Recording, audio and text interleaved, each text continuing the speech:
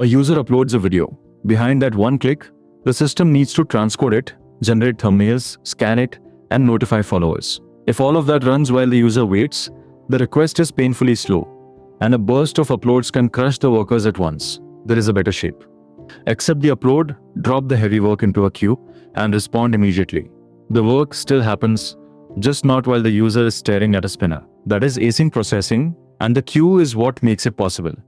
A message queue is a durable buffer between two sides. Producers put messages in, consumers take messages out. The key word is decoupling. The producer does not need the consumer to be ready, fast, or even online. It just needs the queue. This separates the two sides in time. If consumers are slow, messages wait safely in the queue instead of being lost. If you need more throughput, you add more consumers. Producers and consumers can scale, deploy, and fail independently. Queues are also shock absorbers. When traffic spikes, the queue absorbs the surge while consumers drain it at a steady, sustainable rate. The system stays up instead of falling over. But a queue is not infinite. If messages arrive faster than consumers can process them for too long, the queue keeps growing and delays climb. That growing backlog is your warning sign.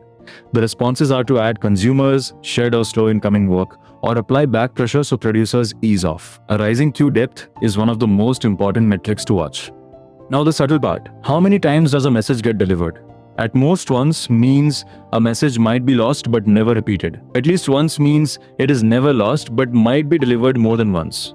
For example, if a consumer crashes after doing the work but before acknowledging it. Exactly once sounds ideal but is expensive and hard to guarantee end-to-end.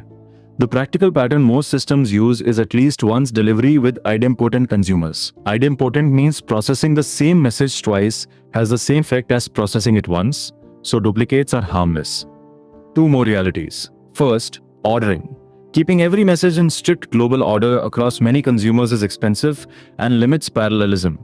Often you only need ordering within a key, like one user's events, so systems partition the stream and keep order per partition. Second, bad messages. A message that always fails will be retried forever and can block everything behind it. So after a few failed attempts, you move it to a dead letter queue, where it waits for inspection while the healthy pipeline keeps flowing. The mental model: a message queue is a durable buffer that decouples producers from consumers. It lets you respond fast, absorb spikes, and scale workers independently.